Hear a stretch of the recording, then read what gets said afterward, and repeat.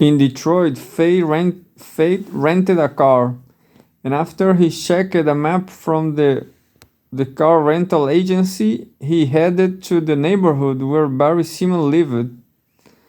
Simon wasn't home, but a boy told him he was almost always at Pete's bar, not far from there.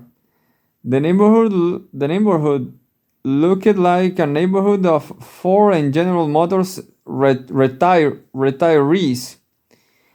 As he looked at the buildings, 5 and 6 stories high, and all he saw were old people sitting on the stops or leaning out the window smoking. Every so often he passes a group hanging out on the corner or girls jumping rope. The parked cars weren't nice cars or new cars, but they looked cared for. The bar was next to a vacant lot full of weeds and windflowers growing over the ruins of the building that had once stood there. On the side of a neighboring building, he saw a mural that struck him as odd. It was circular like a clock, and where the numbers should have been, there were scenes of people working in the factories of Detroit. 12 scenes representing 12 stages in the production chain. In each scene, there was one recurring character: a black teenager, a long-limbed, scrawny black man child, or a man clinging to a childhood, dressed in clothes that changed from scene to scene, but that were invariably too small for him. He had apparently been assigned the role of clown, intended to make people laugh, although a closer look made it clear that he wasn't there only to make people laugh. The mural looked like the work of a lunatic, the last painting of a lunatic. In the middle of the clock, where all the scenes converged, there was a word painted in letters that looked like they were made of gelatin: fear. Fate went into the bar. He took a stool and asked the man behind the bar who had painted the mural outside. The bartender, a heavy black man in his 60s with a scar, said he didn't know. Probably some kid from the neighborhood, he muttered. Fate ordered a beer and cast a glance around the bar. He didn't see anyone who might have been Simon. Beer in hand, he asked loudly whether anyone knew Barry Simon. "Who wants to know?" asked a short guy in a piston shirt and a sky blue tweed jacket. "Oscar Fate," said Fate, "of the magazine Black Dawn from New York." The bartender came over and asked whether he was really a reporter. "I'm a reporter for Black Dawn." "Man," said his short guy without getting up from his table, "that's a fucked up name for a magazine." These two fellow card players laughed. "Personally, I sick of all these downs," said the short guy. Why don't the brothers in New York do something with the sunset for once? That's the best time of day, at least in this goddamn neighborhood. "When I get back, I will tell them. I just write stories," he said. "Barry Simon didn't come in today," said an old man who was sitting at the bar, like Fate. "I think he's sick," said another. "That's right. I did hear something like that," said the old man at the bar. I will wait for him a while, said Fate, and he finished his beer. The bartender settled across from him and told him that in his day he'd been a fighter. My last fight was in Athens, in South Carolina. I fought a white boy. Who do you think won? He asked.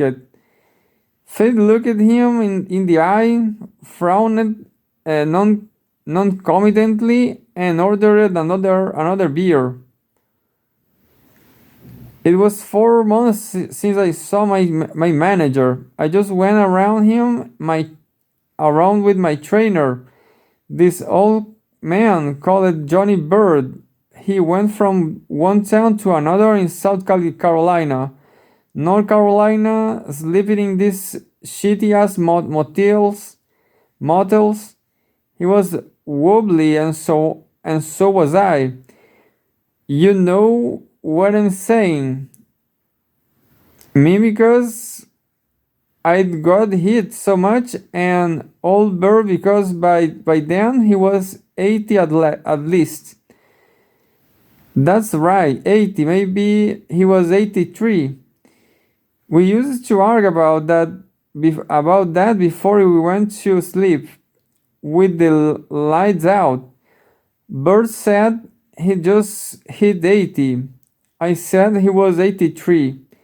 They fixed the fight. The promoter told me to go down in the fifth, and to let myself get knocked around some in the fourth. For that they give me double that they promised, which wasn't much. I told Bird about it that night, eating supper. It don't matter none to me, he said. I don't give a damn. The problem is most times these people don't pay their bills. So it's up to you. That's what he said. On the way back to Simon's house, Fate felt like a little dizzy. An enormous moon was rising over the roofs. Near to the entrance to a building, a man came up to him and said something that either he didn't understand or that struck him as unacceptable. I'm Barry Simmons' friend, motherfucker, said Fate as he tried to grab the man by the lapels of his leather jacket. Relax, said the man. Easy, brother. Easy, brother. Inside the doorway, he saw 4 pairs of yellow eyes shining in the dark, and in the dangling hand of the man he was gripping he saw the fleeting reflection of the moon. Get out of here, or I will kill you, he said. Relax, brother, let me go first, said the man. Fate let go of him and looked for the moon over the roofs ahead. He followed it.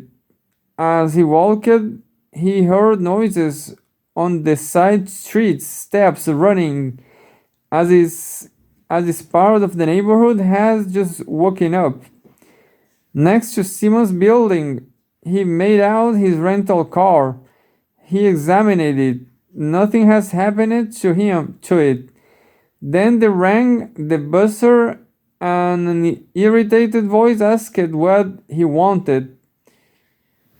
Fate identified himself and said he'd been sent from Black Down. Over the intercom, he heard a little laugh of satisfaction.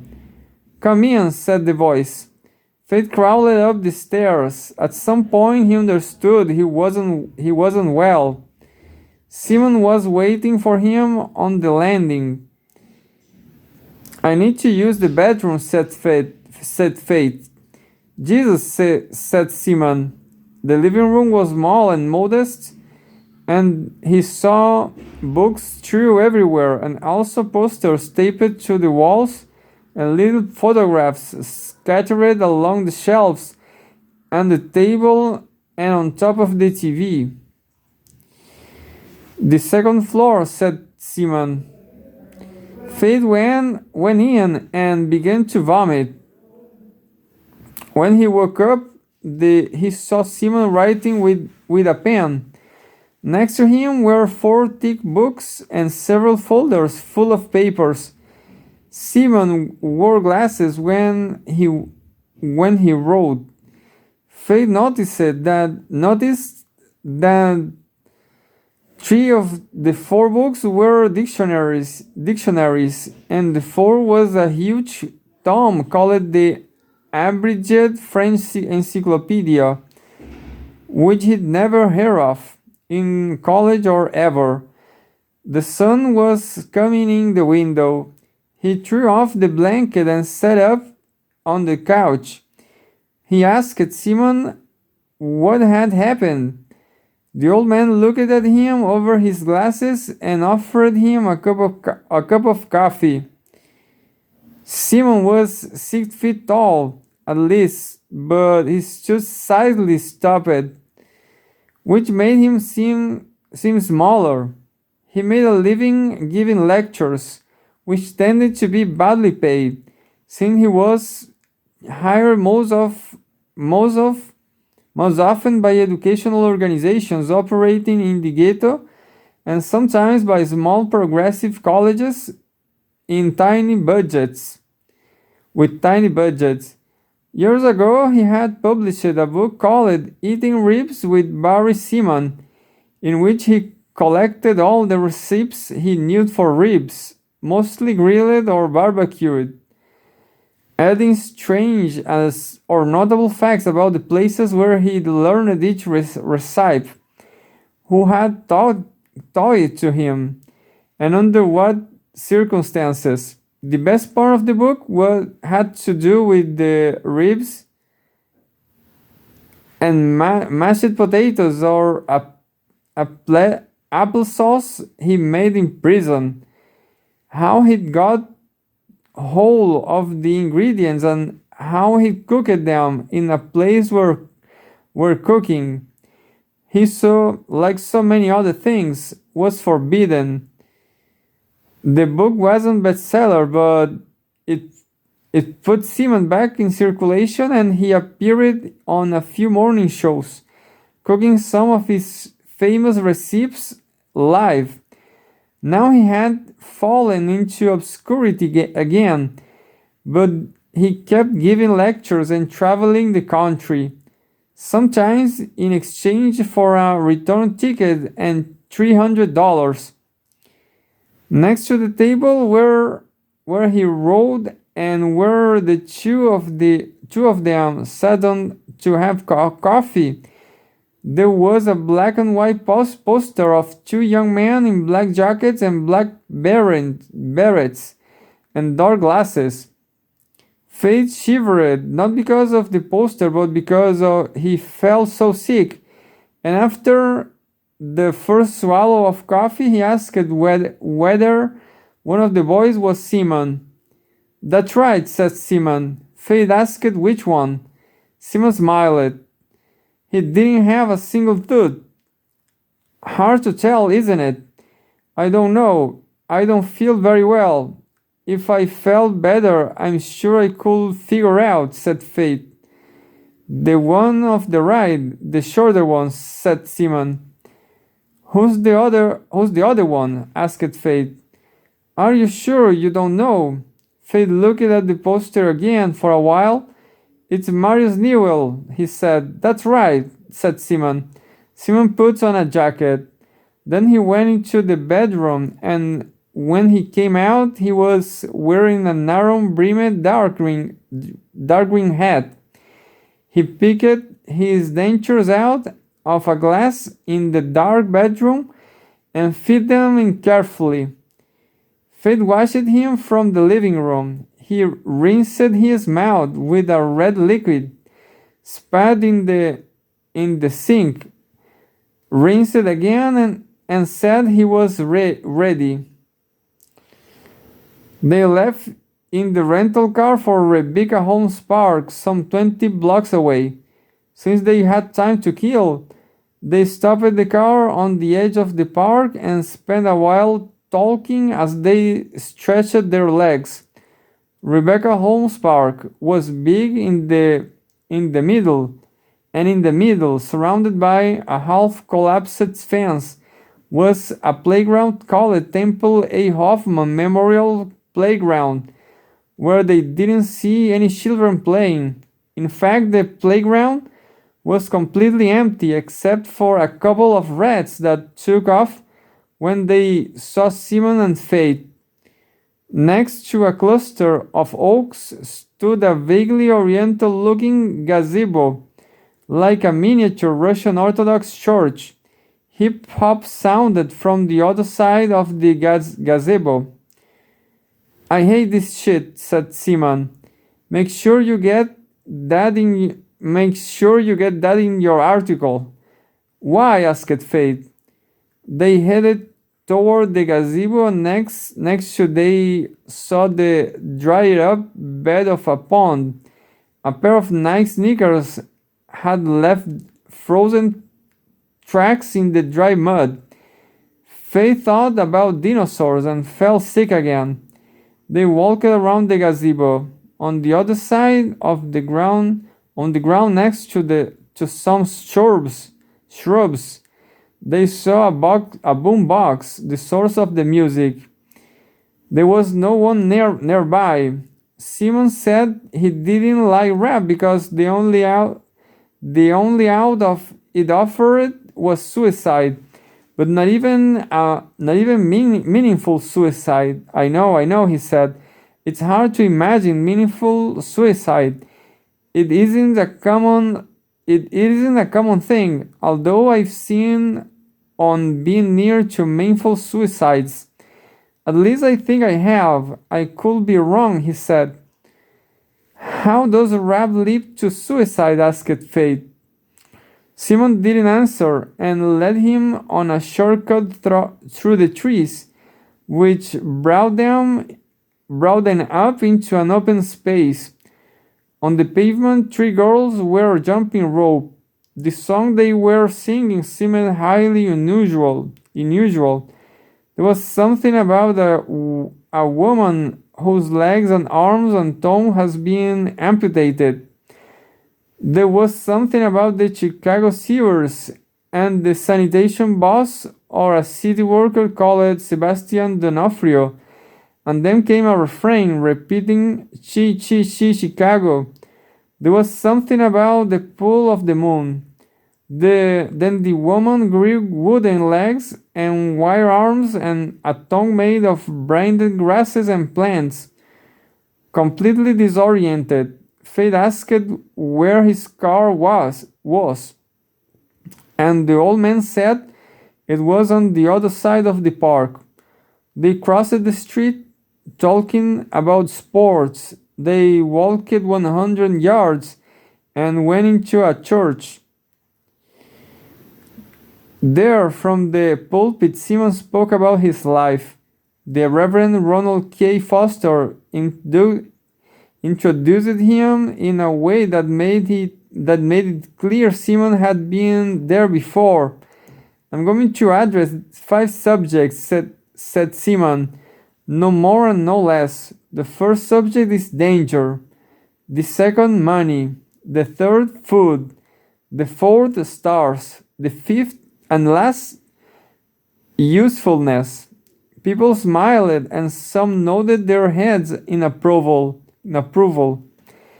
As if to say, all right, as if to inform the speaker they had nothing better to do than listen to him. In a corner, Faith saw 5 boys in black jackets and black berets and dark glasses, none of them older than 20.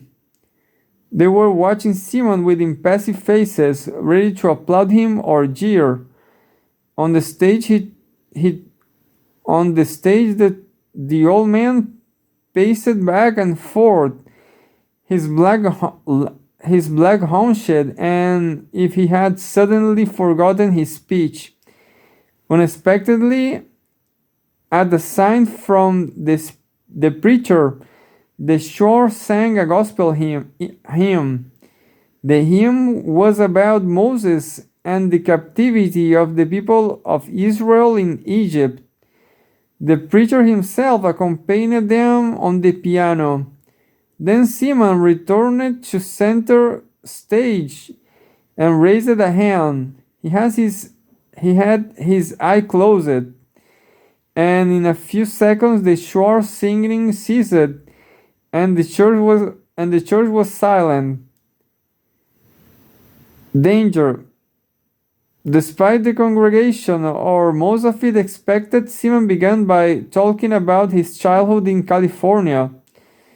He said that for those who hasn't been to California, what it was most like was an enchanted island. The spitting image, just like in the movies, but better. People living in houses, not apartment buildings, he said. And then he embarked on a comparison of houses, 1-story, at most 2-story, and 4 or 5-story buildings where the elevator is broken one day and out of order the next. The only way buildings compared favorably to houses was in terms of proximity. A neighborhood of buildings makes distances shorter, he said. Everything is closer. You can go walking to buy groceries, or you can walk to your local tavern. Here he winked to at Reverend Foster, or the local church you belong to, or a museum. In other words, you don't need to drive. You don't even need a car. And here he recited a list of statistics on fatal car accidents in a county of Detroit and a county of Los Angeles. And that's even considering that cars are made in Detroit, he said, not Los Angeles.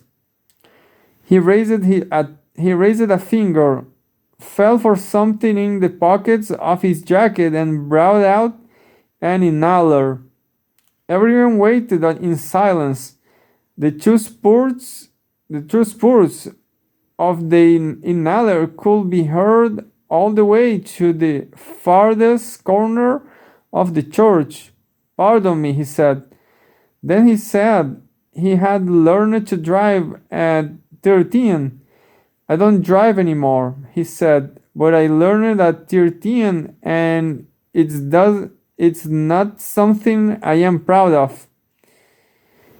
At that point, he started out into the room at a vague spot in the middle of the sanctuary and said he had been one of the founders of the Black Panthers. "Marius Newells and I," he said, to be precise. After that, the speech suddenly drifted from its course. It was as if the doors of the church had opened, wrote Fate in his notebook, and the ghost of Newells had come in. But just then, as if to avoid a certain awkwardness, Simon began to talk not about Newells, but about Newell's mother, Anne Jordan Newell. He described her appearance, pleasing, her work. She had a job at a factory that made irrigation systems. Her faith, she went to church every Sunday. Her industriousness, she kept the house as neat as a pin. Her kindness, she always had a smile for everyone. Her common sense, she gave good advice, wise advice, without forcing it on anyone. A mother is a precious thing, concluded Simon. Marius and I founded the Panthers. We worked whatever jobs we couldn't get, and we bought shotguns and handguns to the people's self-defense. But a mother is worth more than the Black Revolution. That I can promise you. In my long and eventful life, I've seen many things. I was in Algeria, and I was in China, and in several prisons in the United States. A mother is a precious thing. This I say here, and I will say anywhere, anytime. He said in a hoarse voice. He excused himself again and turned toward the altar. Then he turned back to face the audience. As you all know, he said, Marius Newell was killed. A black man like you and like me killed him one night in Santa Cruz, California. I told him, Marius, don't go back to California. There are too many cops there. Cops out to get us. But he didn't listen. He liked California. He liked to go to the rocky beaches on a Sunday and breathe the smell of the Pacific. When we were both in prison, I got postcards from him in which he told me he dreamed he was breathing that air, which is strange because I haven't met many black folks who took to the sea the way he did. Maybe none, definitely none in California, but I know that he was talking about. I know what he meant. As it happens, I have a theory about this, about why he don't like the sea. Why we don't like the sea. We do like it, just not as much as other folks. But that's for another occasion. Marius told me things had changed in California. There were many more black police now, for example. It was true. It had changed in that way, but in other ways it has still the same. And yet there was no denying that some things had changed. And Marius recognized that and he knew we deserved part of the credit. The Panthers had helped bring the change. Without grain of sand or our dump truck, he had contributed. So had his mother and all the other black mothers who wept at night and saw visions of the gates of hell when they should have been asleep. So he decided he'd go back to California and live the rest of his life there, in peace, out of harm's way, and maybe he start a family. He always said he would call his first son Frank, after a friend who lost his life in Solomon prison. To this, he will have to have at least 30 children to pay tribute to all the friends who had been taken from him, or 10 and give each of them 3 names, or 5 and give them each 6. But as it happened, he didn't have any children because one night, as he was walking down the street in Santa Cruz, a black man killed him. They say it was for money. They say Marius owed him money and that was why he was killed. But I find that hard to believe. I think someone hired the man to kill him. At the time, Marius was fighting the drug trade in town and someone didn't like that. Maybe I was still in prison, so I don't really know. I have my theories, too many of them. All I know is that Marius died in Santa Cruz, where he had gone to spend a few days. He didn't live there, and it's hard to imagine the killer lived there. The killer followed Marius, is what I'm saying.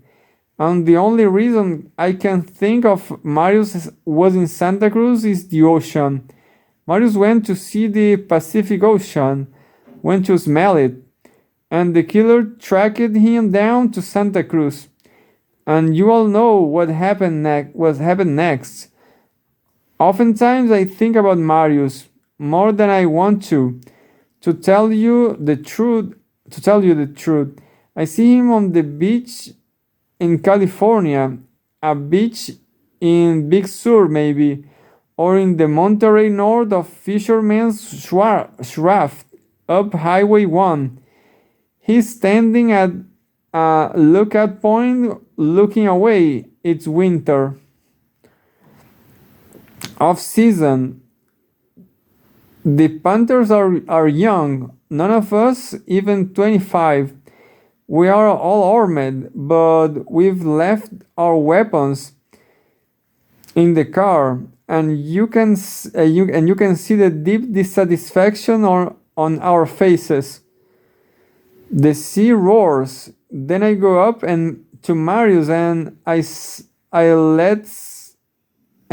let's get out of here now. And at that moment, Marius turns and he looks at me. He's smiling. He's beyond it all, and he waves his hand toward the sea because he's incapable of expressing what he feels in words. And then I'm afraid, even though it's my brother there beside me, and I'm thinking the danger is the sea.